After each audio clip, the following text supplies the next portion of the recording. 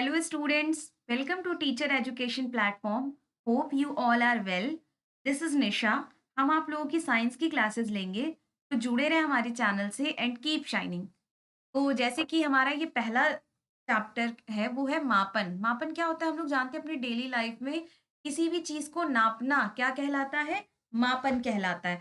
तो कोई भी चीज ठंडी है या गर्म, दूर है या नजदीक, या फिर हल्का है या भारी, या किसी काम को करने में हमें कितना समय लग रहा है, ये सब क्या कहलाता है? ये सब कहलाता है मापन। और इस इकाई में हम बहुत सारी चीजें पढ़ेंगे, जैसे मापन की विभिन्न पद्धतियां, विभिन्न पैमानों द्वारा वस्तुओं की लंबाई का मापन, वस्तुओं के द्रव्यमान का को किलोग्राम, ग्राम आदि में तौलना कैसे है, समय मापन में घंटा, मिनट व सेकंड का उपयोग, तापमान के लिए थर्मोमीटर का उपयोग, विद्युत धारा का मात्रक, ये सारी चीजें हम इसमें पढ़ेंगे। तो जैसे ये पहली टॉपिक है मात्रकों की पद्धतियां, ठीक है। तो मात्रकों की ये सारी कुछ पद्धतियां होती हैं, जैसे कि एक है सीजीएस, एक है एफपीएस और एक है एमकेएस। तो सीजीएस में क्या होता है, इसे हम लोग सेंटीमीटर, ग्राम, सेकंड पद्धति भी कहते हैं। लंबाई को सेंटीमीटर में लिखते हैं, द्रव्यमान को ग्राम में और समय को सेकंड में लिखते हैं, इसीलिए इसे सेंटीमीटर, ग्राम, सेकंड पद्धति या सीजीएस पद्धति कहते हैं। ठीक है। अगला है हमारा एफपीएस। एफपीएस में क्या होता है, लंबाई को हम लोग फुट में लिखते हैं, द्रव्यमान को पाउंड में लिखते हैं और समय को सेकंड में लिखते हैं, इसलिए इसे फुट पाउंड सेकंड पद्धति या एफपीएस सिस्टम कहते हैं। अगला है हमारा, इसे हमने लंबाई में मीटर लिखते हैं, द्रव्यमान में किलोग्राम और समय को सेकंड में, इसलिए इसे मीटर किलोग्राम सेकंड पद्धति या एमकेएस सिस्टम कहते हैं। फिर क्या आया, जैसे बहुत एंशिएंट टाइम में, बहुत पुराने टाइम में लोगों को लगता था कि हमारी डेली लाइफ में 3 चीज़ों को ही नापने की ज़रूरत होती है, एक लंबाई, एक द्रव्यमान और एक समय। लेकिन धीरे-धीरे जब लोग मॉडर्न होने लगे, लोगों को मतलब साइंस ब्रॉड फील्ड में आने लगा, टेक्नोलॉजीज़ बढ़ गई, तो लोगों को लगा नहीं, नहीं 3 नहीं, 7 ऐसी चीज़ें हैं जिन्हें हमारे डेली लाइफ में नापने की ज़रूरत पड़ती है। तो वहाँ पे किसको डिस्कवर किया गया? एसआई प्रणाली, या फिर जिसको एसआई सिस्टम भी कहते हैं, और इसकी फुल फॉर्म क्या है? International system of unit.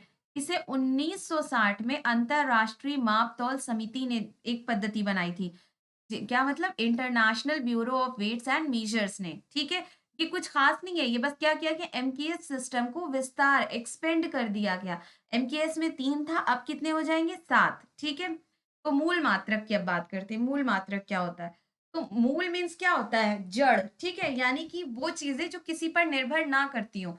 तो इसी तरह मूल मात्रक की बात करें तो वो मात्रक जो किसी भी अन्य मात्रक पर निर्भर नहीं करता, अर्थात किसी भी अन्य भौतिक राशि के मात्रक में बदला या संबंधित नहीं किया जा सकता, इसे क्या कहते हैं? मूल मात्रक, ठीक है। अब अंतरराष्ट्रीय मात्रक पद्धति के मूल व पूरक मात्रक, 7 मूल मात्रक होते हैं और 2 पूरक मात्रक। तो अब देखिए मूल मात्रक क्या-क्या है? लंबाई, और इसको इसका मात्रक क्या होता है? मीटर, और इसको लिखते कैसे हैं? स्मॉल एम से। द्रव्यमान का मात्रक होता है किलोग्राम और इसे लिखते हैं केजी से। समय का मात्रक होता है हमारा सेकंड और लिखते हैं एस से। ऊष्मागतिक ताप, ठीक है, इसका मात्रक होता है केल्विन और लिखते हैं कैपिटल के से हैं। ज्योति तीव्रता का मात्रक होता है कैंडेला और लिखते कैपिटल सी स्मॉल डी से। वैद्युत धारा का मात्रक एम्पियर होता है, लिखते कैपिटल ए से है। पदार्थ की मात्रा का मात्रक मोल होता है और लिखते हैं एम ओ एल है। कोण, जिसका मात्रक रेडियन और लिखते आर ए डी से है, और घन कोण जिसका मात्रक स्टेरेडियन और लिखते एस आर से है। तो देखिए कोण और घन कोण में फर्क। कोण क्या होता है? दो लाइन जब इस तरह से जुड़े इन्हें हम कोण कह देते हैं। घन कोण क्या होता है कि एक आइसक्रीम की कोन इमेजिन करिए, वो 3D है, यहाँ बनाना जरा मुश्किल है, बस आप इमेजिन कर सकते हैं। ये आइसक्रीम की कोन है, खाते खाते समझिए आप इतने नीचे आ गए। ये जो बिल्कुल नीचे का जो कोण बनता है इसे कहते हैं घन कोण। आई होप आपके समझ में ये कोण और घन कोण आ गया होगा। अब लंबाई के मापन की बात करते हैं। तो लंबाई का मानक मात्रक जो होता है वो क्या होता है? मीटर। तो 1 मीटर को अगर हमें डिफाइन करना हो तो क्या हुआ था? 1 मीटर वो दूरी है जिसमें शुद्ध क्रिप्टन 86 से उत्सर्जित नारंगी प्रकाश की इतनी तरंगे आती हैं।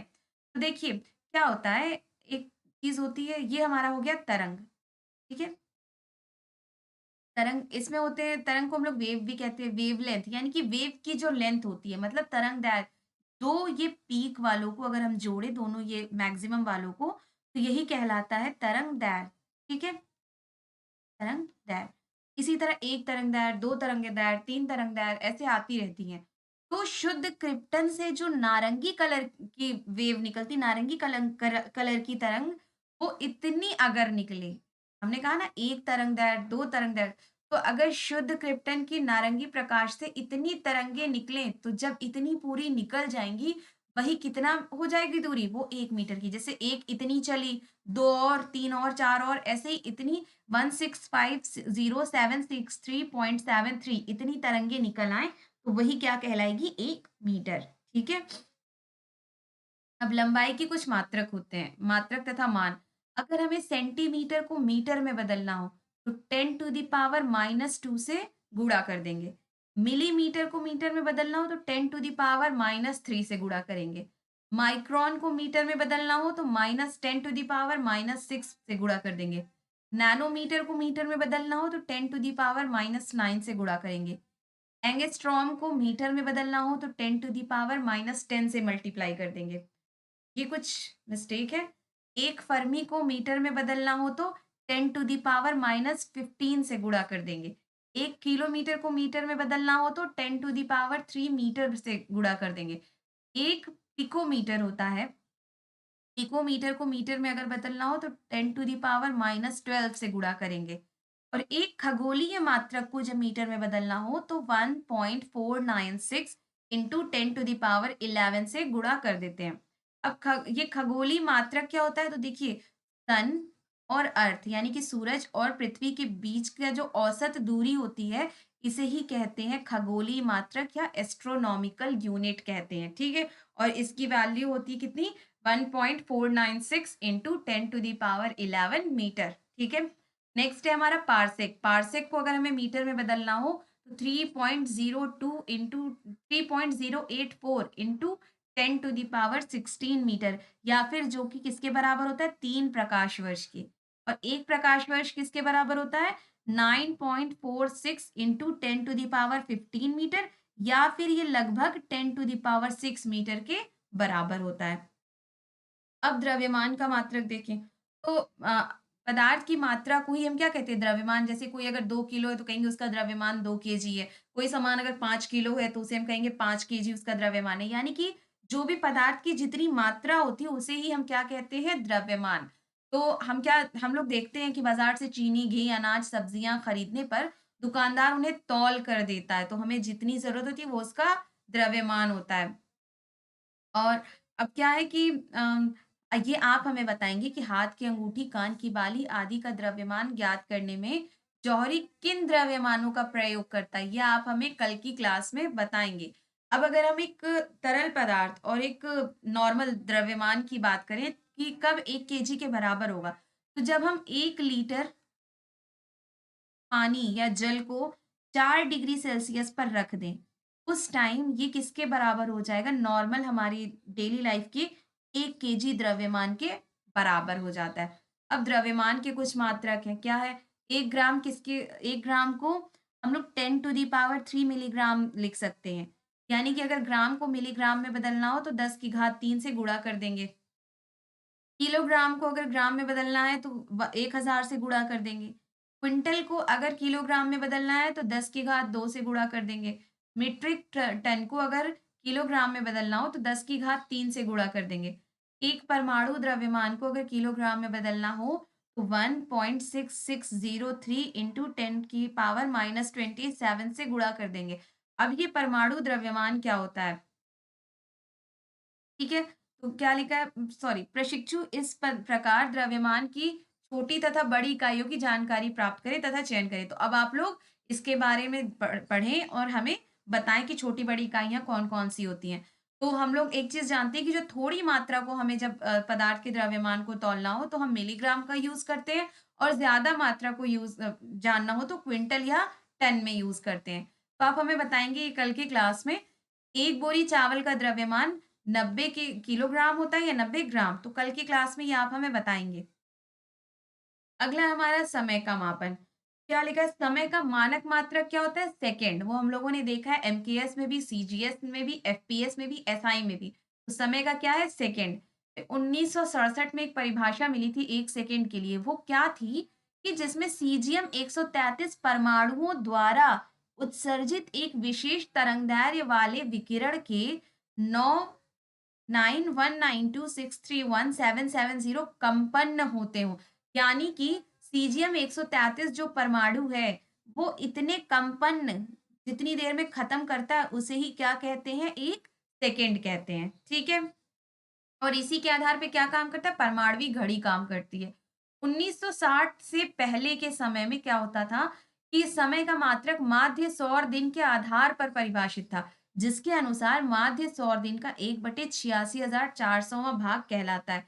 अब सौर माध्य सौर दिन की बात करते हैं तो देखिए, ये हमारा अर्थ है, मतलब जमीन, पृथ्वी, और ये हमारा सन है, मतलब सूरज। तो सन क्या करता है, अर्थ के चारों तरफ चक्कर लगाता है और साथ में ये अपने एक्सिस के अराउंड भी, यानी कि खुद में भी ऐसे-ऐसे घूमता है। तो जैसे सपोज़ करिए ये नॉर्थ, ये साउथ, ये ईस्ट, ये वेस्ट। तो हमेशा ऐसे वेस्ट टू ईस्ट ऐसे घूमता रहता है। हमने अर्थ पे 2 पॉइंट ले लिया, ए और बी। तो जब अभी ये ए पे है, तो ये सन के पास में क्या है, ए है। उस टाइम ए में क्या होगा, दिन होगी, और बी पीछे है, तो बी में क्या होगा, रात होगी। लेकिन जब ये सूरज ऐसे वेस्ट से ईस्ट की तरफ घूमेगा, तो घूमते-घूमते एक टाइम ऐसा आएगा कि जब सन के पास में बी पॉइंट आ जाएगा, तो बी पे क्या तब होगे, दिन होगा, और ए पीछे चला जाएगा, तो ए पे क्या होगा, रात। इसी ड्यूरेशन को, इसी इतने काल को ही हम क्या कहते हैं, सौर दिन। ठीक है? यहाँ लिखा हुआ आसमान में सूर्य के उच्चतम बिंदु तक पहुँचने के 2 क्रमागत अवस्थाओं के मध्य लगने लगाए गए औसत समय को सौर दिन कहते हैं। 1 वर्ष कितने सौर दिन के बराबर होता है? हम सब जानते हैं, 365। ठीक है? समय के अन्य मात्रक होते हैं मिनट, घंटा, दिन, माह, वर्ष। ठीक है? अब समय के कुछ छोटे मात्रक भी होते हैं। मिली सेकंड को अगर सेकंड में लिखना हो तो 10 की घात -3 से गुणा कर देंगे। माइक्रो सेकंड को जब सेकंड में लिखना हो तो 10 की घात -6 से गुणा कर देंगे। नैनो सेकंड को जब सेकंड में लिखना हो तो 10 की घात -9 से गुणा कर देंगे, और पिको सेकंड को जब सेकंड में लिखना होगा तो 10 की घात -12 से गुणा कर देंगे। अब ताप के मापन पे आते हैं। तो क्या है कि किसी केवल वस्तुओं को छूकर ये नहीं बता सकते कि कोई वस्तु कितनी गर्म या कितनी ठंडी है। तो नॉर्मल सी बात है कि अगर हम एक चाय के कप को हाथ से छुएँ या एक ठंडे बॉटल के पानी को, तो हम सिर्फ़ इतना बता सकते हैं कि ये गर्म है, ये ठंडा है। कितना गर्म है, कितना ठंडा नहीं बता सकते। तो ताप किसी वस्तु के ठंडेपन अथवा गर्माहट की माप है, ठीक है? तो ताप हमें बताता है कि कितना गर्म, कितना ठंडा है। ताप मापन के लिए तापमान क्रम की रचना की गई है। इसके लिए ऐसे तापमान क्रम के लिए हम ऐसी चीज़ों का या ऐसे पदार्थ का यूज़ करते हैं, जो तापमान के गुण से ही मिलता-जुलता रहता है। तो जैसे कि क्या है, पारे के स्तंभ की लंबाई का ताप के साथ एक समान रूप से बदलना भी इसी गुण का उपयोग पारे के तापमापी की रचना में होती है। जैसे क्या होता है कि जब हम तापमान बढ़ाते हैं, तो पारे के स्तंभ की लंबाई क्या होती है? बढ़ती जाती है, और इसी के उपयोग से पारे के तापमापी की रचना होती है। ठीक है? और तारे का मानक मात्रक क्या होता है? केल्विन। हम लोग देखिए ना कि वो जो थर्मामीटर होता है उसके अंदर जो पारा होता है, तो क्या होता है, जैसे-जैसे बुखार जिसका ज़्यादा होता है, फीवर जिसको ज़्यादा होता है, तो वो पारे पे ऐसे ऊपर चढ़ता हुआ लंबाई दिखाई देती है। वही चीज़ यहाँ पे लिखा हुआ है। फिर क्या लिखा है कि एक वायुमंडलीय दाब पर उबलते जल के ताप, मतलब उबलते जल के ताप के तथा गलते बर्फ के ताप, इन दोनों के बीच का जो अंतर यानी कि माइनस, इसका 100वां भाग किसके बराबर होता है? 1 केल्विन के बराबर होता है। अन्य इसके मात्रक क्या-क्या होते हैं? डिग्री सेंटीग्रेड होते हैं, डिग्री फ़ारेनहाइट होते हैं, डिग्री र्यूमर भी होते हैं, ठीक है? अब एक ये हमारा एक समीकरण है, इससे यूज़ करके हम बहुत सारे न्यूमेरिकल सॉल्व कर सकते हैं। जैसे अगर हमारे पास कोई ताप सेंटीग्रेड में दिया हुआ है और फ़ारेनहाइट में बदलना है, तो हम ये दोनों यूज़ कर लेंगे। सेंटीग्रेड और र्यूमर दिया है, तो ये दोनों यूज़ कर लेंगे। फ़ारेनहाइट, र्यूमर दिया है, तो ये दोनों, इसी तरह ये यूज़ कर सकते हैं, ठीक है? मनुष्य का जो स्वस्थ मनुष्य का जो ताप होता है, फ़ारेनहाइट में 98.6 होता है, डिग्री सेंटीग्रेड में 37 होता है, और केल्विन में 310.15 होता है, ठीक है? और परम शून्य ताप जो कैपिटल टी होता है, ये डिग्री सेंटीग्रेड में -237 होता है और केल्विन में 0 केल्विन होता है। अब अगला हमारा विद्युत धारा का मात्रक, ठीक है? तो हमारे घरों में जो बिजली आती है हम सब जानते हैं। विद्युत धारा का मात्रक जो होता है वो एम्पियर होता है। और दो तरह की विद्युत धारा होती है, एक होता है दिष्ट धारा और एक होता है प्रत्यावर्ती धारा। तो जो हमारे मोबाइल के चार्जर्स में धारा आती है वो होता है दिष्ट धारा, और जो बाकी एप्लियंसेस बाकी सारी चीजों में आती है वो क्या होती है, प्रत्यावर्ती धारा। तो क्या लिखा है, सेल से प्राप्त धारा दिष्ट धारा, यानी कि जो भी सेल से हमें धारा मिलेगी वो दिष्ट होगी, और घरों में आने वाली धारा क्या होगी, प्रत्यावर्ती धारा होगी। ठीक है। अब 1 एम्पीयर की बात करें तो पहले समझते हैं। 2 तार जो कि समानांतर में हो और इनके बीच की दूरी कितनी हो, 1 मीटर, और एरिया जो हो नगण्य हो, यानी कि बहुत पतला तार हो, और ये अनंत लंबाई की तार हो। इनके बीच जो बल लगे वो अगर 2 गुणे 10 की घात माइनस 7 न्यूटन लग रहा है, उस टाइम इसमें जो करंट बहेगी वो 1 एम्पीयर होगी। आई होप आपके समझ में आया होगा। तो चलिए सेंटेंस पढ़ते हैं। 1 एम्पीयर वह नियमित विद्युत धारा है जो कि निर्वात में 1 मीटर, ये देखिए 1 मीटर की दूरी पर स्थित दो अनंत लंबाई वाले समानांतर, देखिए अनंत लंबाई वाले समानांतर तार, ये देखिए, और अनंत लंबाई वाले नगण्य अनुप्रस्थ काट के यानी कि इनके क्षेत्रफल क्या हो, नगण्य हो, चालकों में प्रवाहित होने पर इन चालकों के बीच प्रति मीटर पर लंबाई कितनी हो, 2 गुणे 10 की घात माइनस 7 न्यूटन का बल हो, तो उसे हम क्या कहेंगे, 1 एम्पियर। अगला है हमारा मोल। ये पदार्थ की माप का मात्रक है। हम लोगों ने पढ़ा है कि पदार्थ की माप का मात्रक क्या होता है, मोल होता है। ठीक है।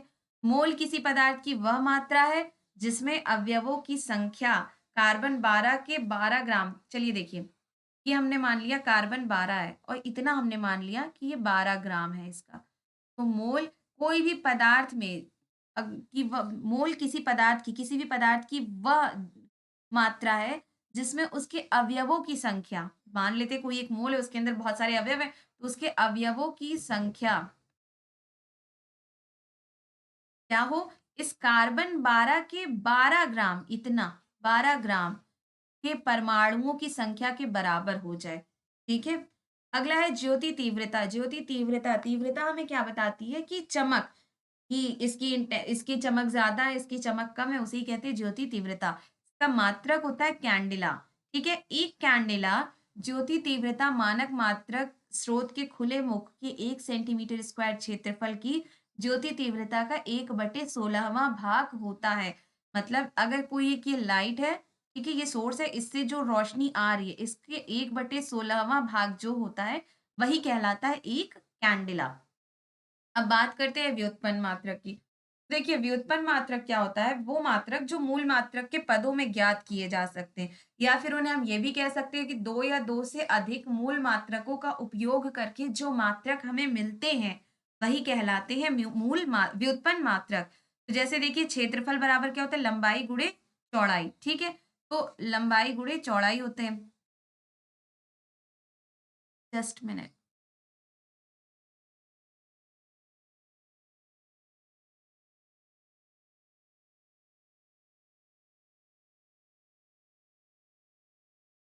हाँ, तो हम लोग जैसे जानते हैं क्षेत्रफल बराबर क्या होता है, लंबाई गुणे चौड़ाई। ठीक है। तो लंबाई, चौड़ाई, ऊंचाई और दूरी, विस्थापन, इन सब की क्या होती है यूनिट, मीटर होती है, मात्रक मीटर होता है। तो क्षेत्रफल यहाँ पे क्या हो गया, मीटर गुणे मीटर, कितना हो गया, मीटर स्क्वायर।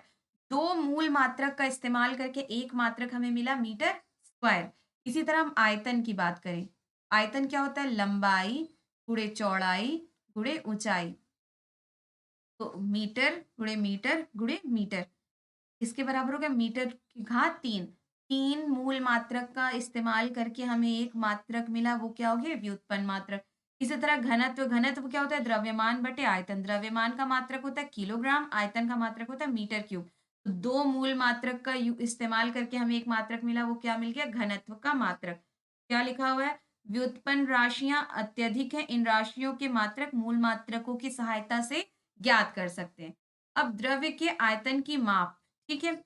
तो हम लोग जानते हैं कि जैसे मिट्टी का तेल हुआ, दूध हुआ, ये सब एक नपने से नापकर एक दुकानदार देता है। ठीक है। द्रव्य के आयतन की माप की प्रचलित मात्रक क्या होता है, लीटर व मिलीलीटर। तो ये कुछ सवाल है, इन चारों सवालों के जवाब आप हमें कल की क्लास में देंगे। ठीक है। अगला हमारा क्या है, वर्षा जल का मापन। ठीक है। तो वर्षा जल का मापन क्या होता है कि वर्षा की माप से परिचित होंगे हम सब। मौसम विभाग वर्षा की मात्रा की माप के लिए, मौसम विभाग जो भी वर्षा की मात्रा कितनी हमारे एरिया में बारिश हुई इसका पता लगाने के लिए एक वर्षा मापी का प्रयोग करते हैं, जिसे रेन गेज कहते हैं, ठीक है। सन 1662 में ब्रिटेन के क्रिस्टोफर रेन ने पहला टिपिंग बकेट रेन गेज विकसित किया। क्या था नाम? टिपिंग बकेट रेन गेज, ठीक है। वर्षा की माप किस में करते हैं? याद रहे, मिलीमीटर में करते हैं। इसके लिए हम क्या करते हैं कि एक चौड़े मुंह का ये बर्तन लेते हैं और इसकी ऊंचाई सॉरी जो मोटाई क्या होती है पेंदी से ऊपर तक एक समान होती है। इसके मुंह पर हम क्या लगाते हैं? कीप लगा देते हैं, ठीक है। इसको ऐसी जगह पर रख दिया जाता है जहां वर्षा का जल बिना किसी व्यवधान के इसमें गिरता रहे।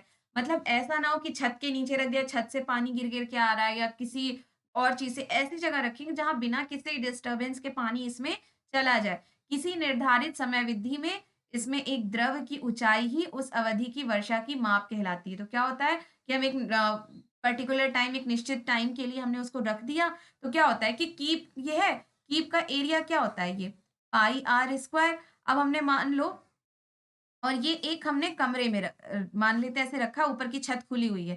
तो अगर हमने इतने की निकाल ली और कमरे का एरिया हमें पता है, तो हम क्या करेंगे? गुणा करके निकाल सकते हैं कि कमरे में कितनी बारिश हुई, ठीक है। तो इसे ही क्या है, वर्षा की माप इसे ही कहते हैं हम लोग, ठीक है। इसके कोई सवाल है? वर्षा की मात्रा मापने का मात्रक क्या है? हम लोगों ने अभी पढ़ा, मिलीमीटर होता है।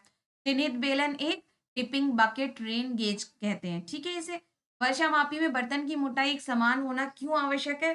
क्योंकि देखो, अगर कहीं पे मोटा हो और मान लेते हैं यहाँ से मोटा हो और यहाँ पतला हो गया, तो क्या हुआ? ये कीप जब हम रखेंगे तो यहाँ पे कुछ ऐसे टेढ़ी-मेढ़ी रखाएगी। तो इसके अंदर जो थर्मोमीटर होते हैं वो क्या होगा? इसकी रीडिंग पानी कुछ ऐसा हो सकता है, ऐसे हो सकता है।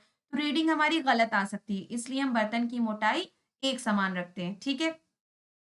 अब जैसे कुछ ये बहुविकल्पीय को सवाल है। क्या लिखा है? मनुष्य के शरीर का ताप 37 डिग्री फ़ारेनहाइट है।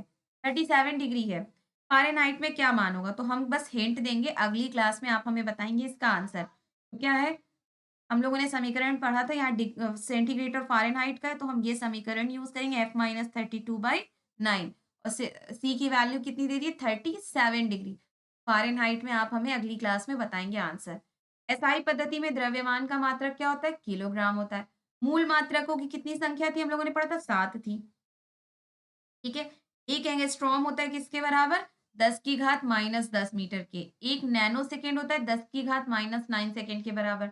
लंबाई, द्रव्यमान तथा समय के मानक मात्रक, ये भी आप अगली क्लास में हमें बताएँगे। मापन की पद्धतियाँ मुख्यतः कौन-सी हैं?